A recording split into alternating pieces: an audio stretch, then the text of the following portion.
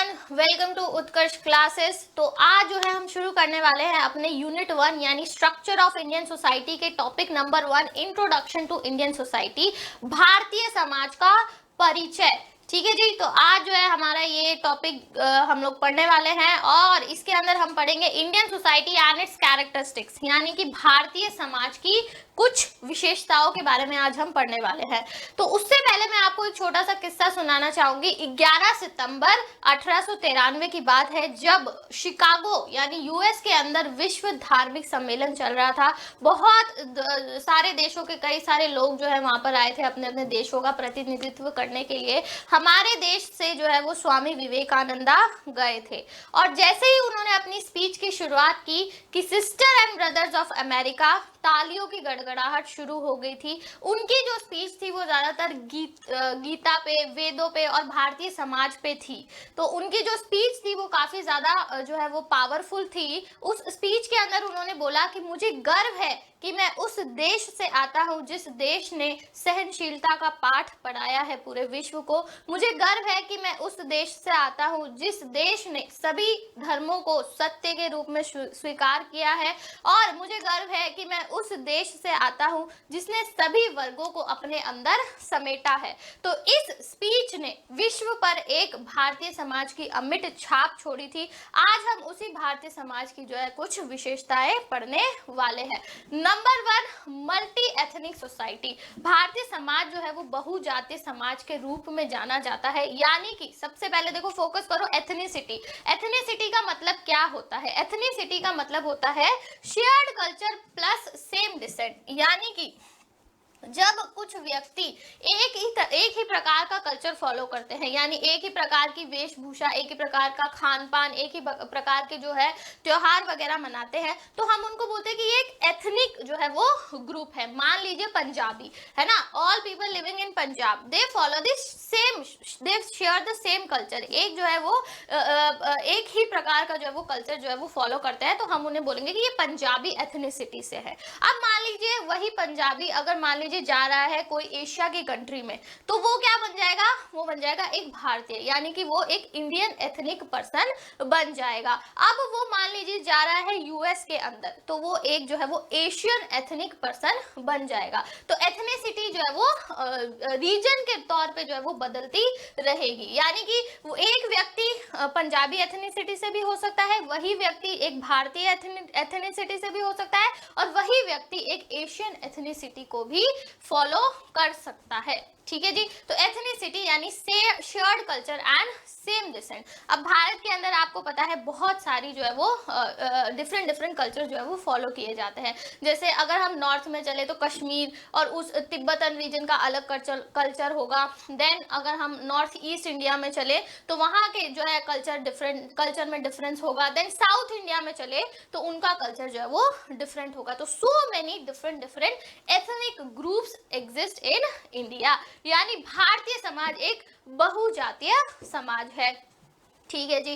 Then next, multilingual society. भारतीय समाज में जो है वो बहुत विभिन्न तरीके की जो है वो भाषाएं बोली जाती है। सबसे पहले यदि मैं संविधान की बात करूं तो संविधान ने जो है वो 22 शेड्यूल लैंग्वेजेस को रिकॉग्नाइज किया है। अब इसके अंदर नेपाली, सिंधी, उर्दू, बहुत अलग अलग तरीके की लैंग्वेजेस जो पूरे इंडिया में बोली जाती है, वो सभी को जो है वो 22 शेड्यूल लैंग्वेजेस में डाल दिया गया है। ठीक है जी। और लेकिन भारतीय जो संविधान ये कहता है कि हमारे भारत में जो है वो कोई भी एक नेशनल लैंग्वेज यानी एक राजभाषा नहीं होगी, लेकिन एक ऑफिशियल लैंग्वेज जरूर होगी, वो होगी इंग्लिश। तो क्योंकि इतनी विभिन्न भाषाएं बोली जाती है, इसीलिए सभी को रिकॉग्नाइज किया है 22 शेड्यूल लैंग्वेजेस के तौर पर। और अगर मान लीजिए अगर भारत जो है कई अंतरराष्ट्रीय सम्मेलन में या फिर कोई भी इंटरनेशनल ग्रुप का पार्ट है, तो वहां पे ये सभी लैंग्वेज भी रिप्रेजेंट करेंगी भारत को। जैसे मान लीजिए यूएस है, तो यूएस की लैंग्वेज जो है वो इंग्लिश, यूएस अगर अपनी लैंग्वेज ऑफ कम्युनिकेशन रखते हैं तो इंग्लिश, लेकिन भारत की तरफ से ये सभी लैंग्वेज जो है वो रिप्रेजेंट करती है, क्योंकि ये सभी लैंग्वेज बोली जाती है भारत में। इसके अलावा बहुत सारी आम बोलचाल की भाषा भी होती है जिनको हम डायलेक्ट्स भी बोलते हैं, और वर्नाकुलर लैंग्वेजेस भी भारत में एग्जिस्ट करती है, भारतीय समाज में एग्जिस्ट करती है। बहुत different languages are there. Then multi religious society, यानी भारतीय समाज एक बहुधार्मिक समाज है। देखो सबसे पहले अगर मैं संविधान की बात करूं तो प्रीएम्बल जो है वो क्या कहता है, प्रीएम्बल कहता है कि India is a secular state, यानी इंडिया एक सेक्युलर स्टेट है, धर्मनिरपेक्ष। इंडिया एक धर्मनिरपेक्ष जो है वो देश है, यानी कि यहाँ पर सभी जो है वो धर्मों का सम्मान किया जाता है। धर्म निरपेक्ष, एक सेकेंड इसको मैं जो है वो सही लिखती हूँ, धर्म निरपेक्ष देश है, यानी यहाँ पर किसी एक धर्म की जो है वो किसी एक धर्म का बोलबाला नहीं रहेगा। यहाँ पे सभी धर्मों को जो है वो इक्वल जो है वो रिस्पेक्ट हासिल है, यानी every religion is equally respected in India. सर्वधर्म संपन्न, भारत एक सर्वधर्म संपन्न जो है वो समाज है। इसके अलावा अगर मैं बात करूँ बहुत जो है वर्ल्ड के मेजर रिलीजन्स, तो वर्ल्ड के जो मेजर रिलीजन्स है वो एग्जिस्ट करते हैं इंडिया में, जैसे कि टोटल 6 हैं, तीनों टोटल 6 हैं, तो मैं सभी के जो है वो आपको यहाँ पे नाम लिख देती हूँ। Hinduism is there in India, yes. Islam, Christianity,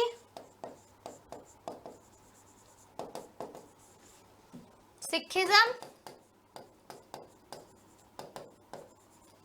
Buddhism and Jainism. तो विश्व के लगभग जितने भी प्रमुख धर्म हैं वो सभी जो है वो भारत में आपको मिल जाएंगे। हिंदुइज्म, ठीक है, हिंदुइज्म का उत्पन्न ही जो है वो भारत में ही हुआ है।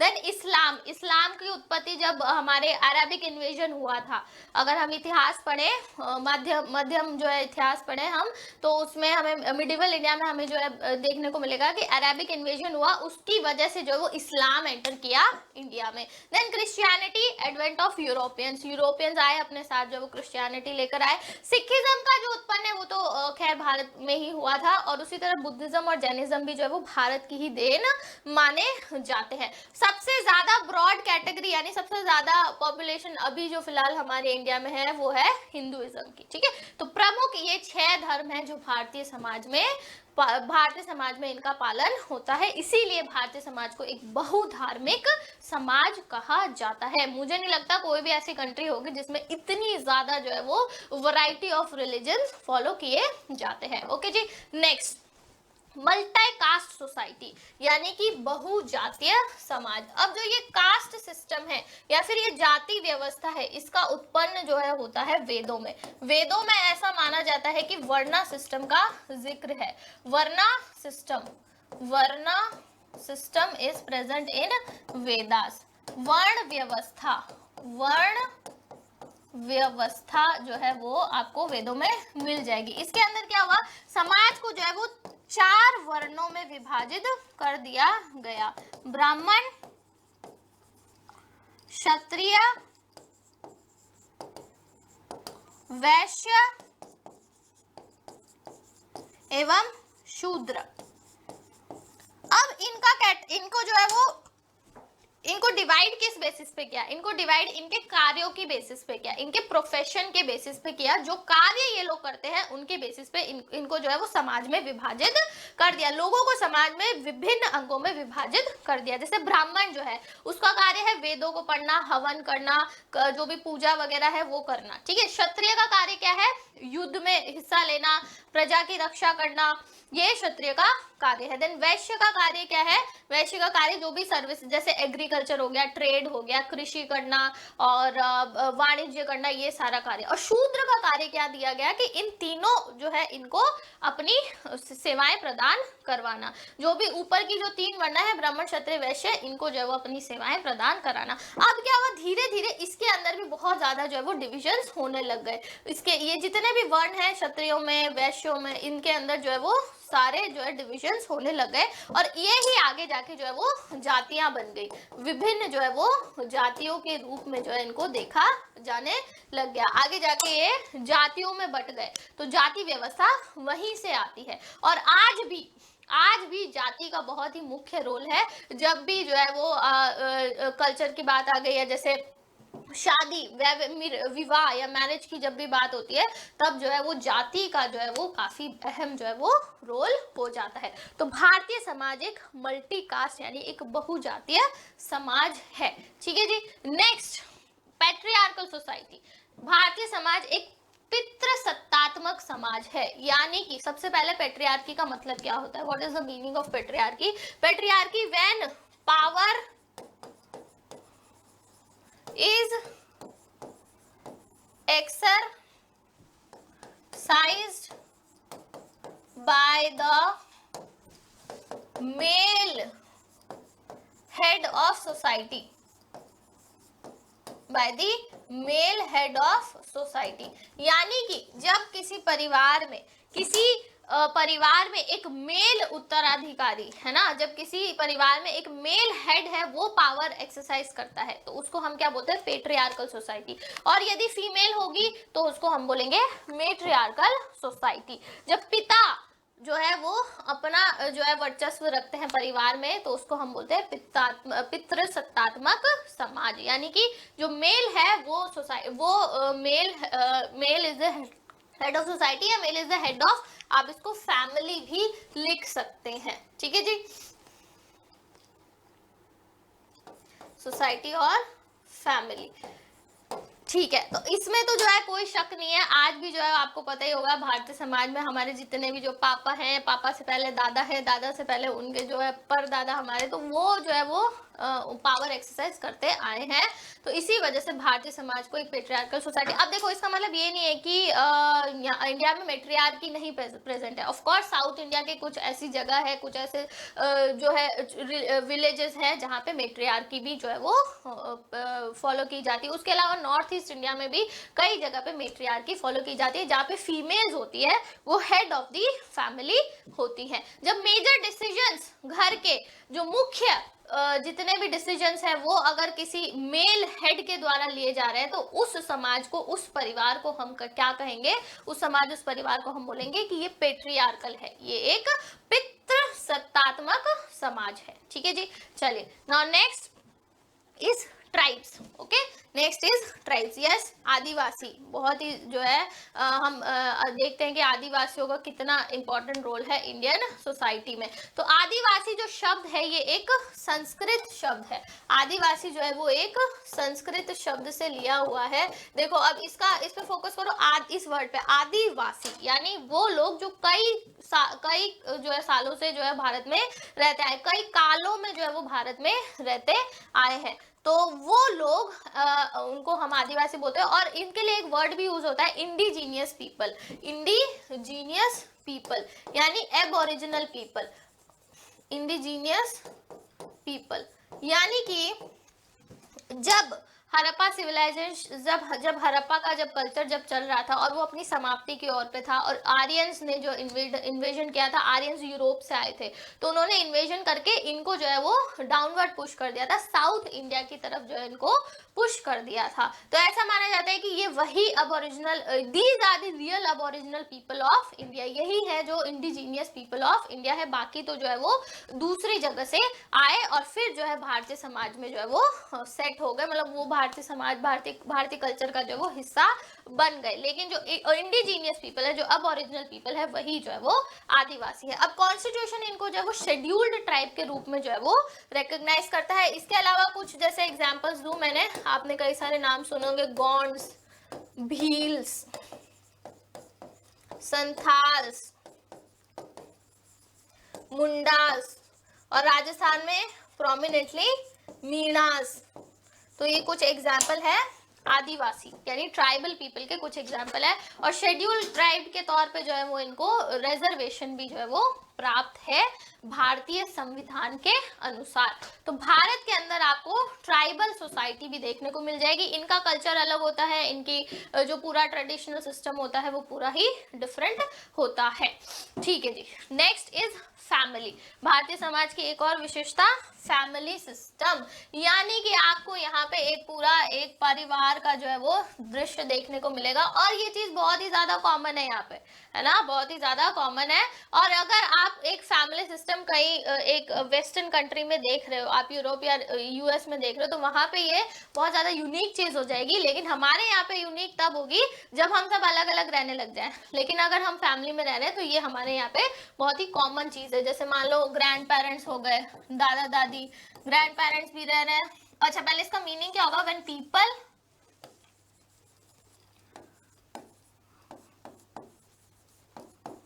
people of one family living under one roof, एक ही छत में। या फिर इसको सिर्फ ऐसे भी पढ़ सकते हैं, when people living under one roof, यानी एक ही छत के अंदर रहने वाले लोगों को हम जो है वो परिवार या फिर फैमिली कहकर बुलाएंगे। दादा दादी है, दादा दादी, पापा मम्मी, ठीक है, पापा हो गए, चाचा हो गए, फिर इनके बच्चे हो गए, इनके बच्चे हो गए, ठीक है। तो ये जो पूरा जो चार्ट है ये एक फैमिली को बता रहा है, यानी कि एक ही रूफ के अंदर रहना। अब देखो, जरूरी नहीं है पापा मम्मी बच्चों से भी परिवार बन सकता है, ज्वाइंट फैमिली भी हो सकती है और न्यूक्लियर फैमिली भी हो सकती है। लेकिन परिवार का जो कंसेप्ट है वो अभी भी हमारे भारत में उतना ही स्ट्रांग है जितना पहले था। हालांकि हम बोलते हैं कि मॉडर्निज्म आ गया, ये आ गया, लेकिन फिर भी फैमिली एक बहुत ही ज्यादा सेंट्रल फैक्टर है भारतीय समाज का, परिवार, ठीक है जी।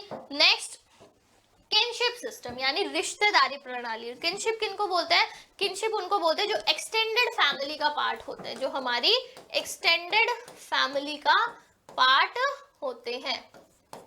यानी कि इनके अलावा भी, अब जैसे दादा है, दादा के भाई होंगे और भी, ठीक है, तो वो भी हमारे रिश्तेदार हैं। फिर उसके अलावा और भी जितने भी समाज में जितने भी लोग हमारे से जुड़े हुए, हमारा जो समाज है उसके अंदर हम उनसे अगर किसी ब्लड रिलेशन से जुड़े हुए हैं तो वो हमारे किनशिप होंगे, यानी वो हमारे रिश्तेदार होंगे। अब इन किनशिप यानी रिश्तेदार प्रणाली का 3 जगह पे बहुत ही महत्वपूर्ण रोल होता है, यानी जन्म में, विवाह एवं मृत्यु। आप देखोगे कि जो जब भी जन्म होता है ना, तो उसको सेलिब्रेट किया जाता है रिश्तेदारों के साथ। विवाह है, विवाह आप अकेले नहीं कर सकते, आपको जो है पूरी जो है रिश्तेदारों की फौज बुलानी पड़ेगी। इनफैक्ट इंडिया के अंदर 5-5 हजार लोग जो रिश्तेदार जो है वो एक शादी में प्रेजेंट होते हैं। और यदि कोई फॉरेनर, कोई वेस्टर्न कल्चर का कोई व्यक्ति है और वो ये बात सुन ले तो वो वहीं बेहोश हो जाएंगे कि 5000 लोग है ना, 5000 लोग विवाह में सम्मिलित हुए, उनका 50-60 लोगों में पूरा जो है वो काम निपट जाता है।